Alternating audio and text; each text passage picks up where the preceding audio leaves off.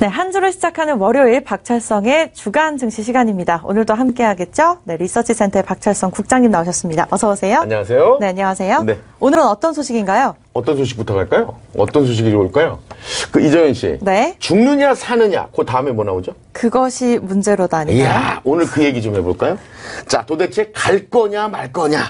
그게 문제입니다. 마치 햄릿의 산막 일장 같죠? 하지만 중차대한 순간 지금은 실전 상황입니다. 코스닥 중견기업 골드퍼시픽이 급등했습니다. 골드퍼시픽을 바라보는 시장과 개미 투자자들의 눈빛이 매우 뜨겁습니다. 그들의 공통 분모는 노심초사, 말 그대로 좌불안석인데요. 그런데 분명한 것은 서로의 시선이 교차된다는 겁니다. 이 대목 눈길 끄는 보고가 나왔습니다. 골드퍼시픽이 여전히 활화산이라는 분석 보고입니다. 이는 지난 28일 종가 상황입니다. 지금 골드퍼시픽이 음봉을 내면서 많이 떨어지죠. 걱정들이 많으실 거예요. 일단 그 골드퍼시픽 M&A 이슈로 주가가 고공에 떠 있습니다. 그런데 지난주 내내 횡보했습니다. 개미 투자자들 입장은 간단합니다. 단도직입적으로 횡보까지는 좋다. 그런데 앞으로 갈 거냐 말 거냐는 거죠. 지난 주말과 휴일 개미 주주들은 이견을 보였습니다. 더 간다와 이제 끝 둘로 갈렸습니다. 간다는 쪽은 희망을 기원하는 눈빛이었습니다. 숨고르기 후 주가의 상승 랠리가 이어진다였습니다. 반면 이제 끝이라는 의견은 주가 횡보에서 비롯된 불안이었습니다. 그래프가 이제 머리를 떨굴 것 같다는 얘기였습니다. 이처럼 뜻대로 안 되는 게 주식입니다. 주가가 하락하면 손실 때문에, 반대로 상승해도 방금 샀는데 내릴까봐 걱정이 태산입니다. 앞서 골드퍼시픽 주가를 화산 폭발에 비유했습니다. 그래프의 빨간 양봉 캔들이 화산의 불기둥 같다는 의미였습니다. 화산은 크게 두 부류입니다. 활화산이다 혹은 아니다로 구분짓습니다. 화산을 활화산, 휴화산, 사화산으로 구분하기도 했었죠. 그러나 이는 학문적으로 많은 모순점을 내포하고 있습니다. 자, 각설합니다. 고공비행 중인 골드퍼시픽 일본 그래프상 단기와 중기 이동평균선 정배열입니다. 완벽합니다. 다만 121선이 60일 이동평균선 위에 자리 잡았다는 게 오게티입니다. 그래도 골드퍼시픽 일본 그래프의 가격 이동평균선은 강한 상승 추세를 대변하고 있습니다. 골드퍼시픽에 대한 활화산 분석 배경에 궁금증이 쌓였습니다. 그러나 해답은 명쾌합니다. 골드퍼시픽 급등 배경은 조금 전 말씀드린 대로 M&A 이슈였습니다. 현재 잔금 납입일이 임박했고 이는 현재 진행형입니다. 여기에 유상증자 등 대규모 신규 자금 영입도 이미 카운트다운에 들어갔습니다. 더욱이 대규모 자금 조달 이후에 골드퍼시픽이 어떤 신사업을 전개할까 하는 점이죠. 따라서 골드퍼시픽 그래프는 새로운 비전의 무지갯빛 청사진이 대기 중이라고 거기까지만 관계자가 귀뜸했습니다. 그런데 우리끼리 얘기로 활화산으로 분석된 중요한 이유가 있습니다. 무엇보다 급등을 주도했던 세력이 아직 골드퍼시픽의 체류 중임을 꼽을 수 있습니다. 골드퍼시픽 주가를 연인했던 강한 매수세가 지난 28일까지 존재했다는 사실입니다. 이게 팩트입니다. 네, 이렇게 M&A 이슈로 인해서 주가의 고공비행, 이 부분에 대해 시청자 여러분들도 집중해 보셔야 될 것 같은데, 이 기업에 관련된 인터뷰를 또 들고 나오셨다고 그렇죠. 했습니다. 예, 예. 궁금하신 분도 많고, 네. 확인을 해야 되겠죠. 이 취재진이 골드퍼시픽 공시담당 조영범 부장과 전화 인터뷰를 했습니다. 최근 골드퍼시픽의 주가 고공행진 배경에 대해서 질문했습니다. 일단 회사 내부적으로 뭐 크게 주가에 직접 영향을 미칠 만한 재무적인 상황은 발생하고 있지는 않고요.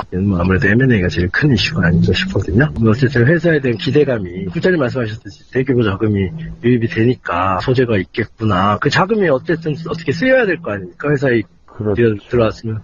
골드퍼시픽이 가장 큰 장점 중에 하나는 그래도 재무적으로 굉장히 건전하고 깨끗하다는 거기 때문에 새로운 사업이 도입이 되면은 비상할 수 있지 않겠나 이런 거를 생각하고 있을 거라고 생각을 해요. 이어서 골드퍼시픽 직원의 1인 평균 임금에 대한 의문이 제기가 됐는데요. 2017년 1인당 평균 임금이 1,200만 원 수준이었는데 이는 최저임금에도 못 미치는 게 아니냐 물어봤죠. 2017년도 임금 부분은 구조조정 부분이 있었기 때문에 평균 임금이고 퇴사하신 분들이 많으세요. 그러다 보니까 이게 급여가 좀 작게 이렇게 보이는 거고요. 1년치가 나온 게 아니고 몇 달치씩만 그 사람들한테 표현이 된 거고요. 그때 한계 사업부 종류가 좀 많았어요. 특히 이제 인건비가 많은 부분 차지했던 뭐 식자재나 뭐 이런 그런 것들이 많이 빠져나가가지고요. 그런 부분이 있었습니다. 그래서 2018년도는 이제 아직 뭐 결선이 안 나왔지만 조금 이제 다르게 나올 거예요, 아마. 그 모 언론 보도를 보면 새로운 경영진이죠. 리버스톤 자본금이 1,000억 원이라고 보도를 했던데 그렇게 리버스톤 자본력이 막강하냐고 확인 들어갔습니다. 10억 원입니다. 10억. 100만 원 단위로. 그 단위를 잘못 보셨나 봐요. 기재 단위가 100만 원 단위거든요. 거기 저희 공시에 1000으로 썼어요. 저희가 1000. 단위는 100만 원 단위고 제가 숫자를 1000을 썼어요. 1000. 10억 원이니까 그렇게 썼는데 그걸 오해하셔서 1000억 원으로 오해하신 것 같고요. 돈 얘기라니까 조 부장이 조금 좀 버벅대죠? 네. 상당히 인간적인 것 같아요. 네, 지금까지 이렇게 관계자들의 이야기를 들어봤는데 그렇다면 또 주가 흐름을 빼먹을 수 없겠죠? 네, 말씀처럼 이 골드퍼시픽 그래프가 언제 어떻게 급등했을까요? 이 골드퍼시픽 주가는 최근 두 차례의 상승세 연출로 급등했음이 확인됐습니다. 1차 상승세는 최근의 저점이었던 지난 12월 26일 시동을 걸었습니다. 이날부터 1월 23일까지 미확인 세력의 순매수세가 확인됐습니다. 이 기간 골드퍼시픽은 136%의 상승률을 기록했습니다. 해당 기간 세력의 평균 매수 가격 중요하죠. 1959원 부근입니다. 두 번째 상승세는 지난 2월 14일부터 22일 사이였습니다. 이 기간 동안 주가는 144%가 상승했습니다. 평균 매수 가격은 3,874원 부근. 2차 상승은 매우 가파른 각도입니다. 여러분들도 그래프 한번 보시겠어요? 치고 올라갔는데요. 1차 상승 시동을 걸었던 지난 12월 26일 주가 기준 3.2배 올랐습니다. 자, 이 미확인 세력이 발을 담근 것은 지난 11월 15일로 거슬러 올라갑니다. 골드퍼시픽의 화산 폭발까지 이들의 평균 매수 가격 2,826원 부근으로 집계됐습니다. 따라서 현재 세력의 평균 수익률은 30% 초중반대라는 분석입니다. 매우 어정쩡한 상황이죠. 우리끼리 얘기로. 특히 중요한 것은 세력이 아직 차익 실현을 하지 못했다는 점입니다. 세력도 이 점이 고민입니다. 수익률이 어중간하기 때문인데요. 그런데 세력 입장에서 당장 수익 실현을 서두를 수가 없습니다. 손실을 보기 때문입니다. 만약 지금 차익 실현 물건을 내놓는다면 주가는 금세 주저앉습니다. 주가가 그들의 평균 매수 가격 이하가 되고 맙니다. 지난 22일부터 28일 그래프를 보면 일본 그래프가 5거래일 횡보했습니다. 결정적 이유 중 하나였습니다.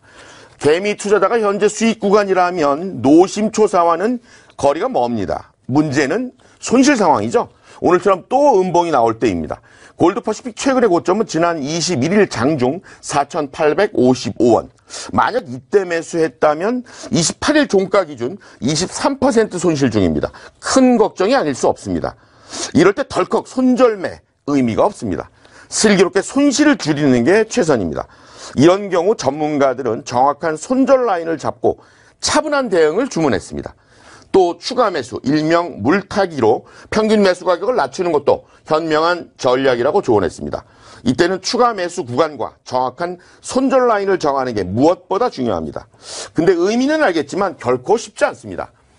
1차 추가 매수 구간은 3,620원부터 상방으로 가능하다는 분석 보고입니다. 3,620원. 이 가격은 2차 상승을 일으켰던 매수세의 1차 지지선이기 때문입니다. 손절 라인은 종가 기준 3,410원으로 분석됐습니다.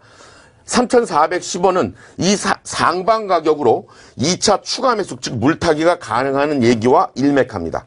3,410원은 2차 상승 기간 출발 매수세의 지지선입니다. 세력 입장에선 반드시 지켜야 되는 가격입니다. 만약 이 가격대가 무너졌다면 돌발 변수가 생겼다는 의미입니다. 지지선이 무너졌는데 주가를 다시 상승 랠리로 전환시키려면 막대한 자금이 투입돼야 합니다. 실망한 매도 물량까지 받아내려면 더욱 강력한 매수세가 요구되기 때문입니다. 대응 전략에서 무엇보다 중요한 것은 손절 라인의 준수입니다. 이때 수급 상황을 진단하는 매의 눈이 동원돼야 합니다.